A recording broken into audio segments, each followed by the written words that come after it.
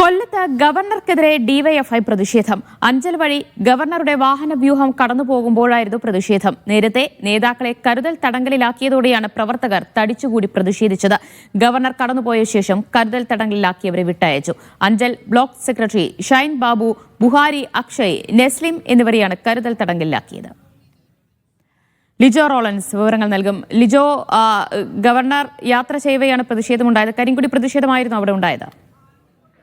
ഈ ഗവർണർക്ക് ഇന്ന് കോട്ടയത്ത് ഒരു പരിപാടി ഉണ്ടായിരുന്നു. ആ പരിപാടിക്ക് ശേഷം അതായത് പുനലൂർ മൂവാറ്റുപുഴ സംസ്ഥാന വഴിയായിരുന്നു ഗവർണർ തിരിച്ചുള്ള യാത്ര. ഈ സമയത്താണ് ഗവർണർ അഞ്ചൽ വഴി കടന്നു പോകുമ്പോൾ പ്രതിഷേധം ഉണ്ടാകുമെന്നുള്ള ഒരു റിപ്പോർട്ടിന്റെ അടിസ്ഥാനത്തിൽ ആദ്യം 4 പേരെ കരുതൽ തടങ്കലിലാക്കിയിരുന്നത്. അതായത് അഞ്ചൽ ബ്ലോക്ക് സെക്രട്ടറിയും ഒപ്പം തന്നെ ഏരൂർ പഞ്ചായത്ത് മെമ്പറുമായ ഷൈൻ ബാബു ഉൾപ്പെടെയുള്ള 4 പേരെയായിരുന്നു കരുതൽ തടങ്കലിലാക്കിയത്. ഇതറിഞ്ഞതോടുകൂടിയാണ് പ്രവർത്തകർ വലിയ രീതിയിൽ പോലീസ് സ്റ്റേഷന് മുന്നിലേക്കൊക്കെ എത്തുകയും തടിച്ചുകൂടുകയും ചെയ്തത്.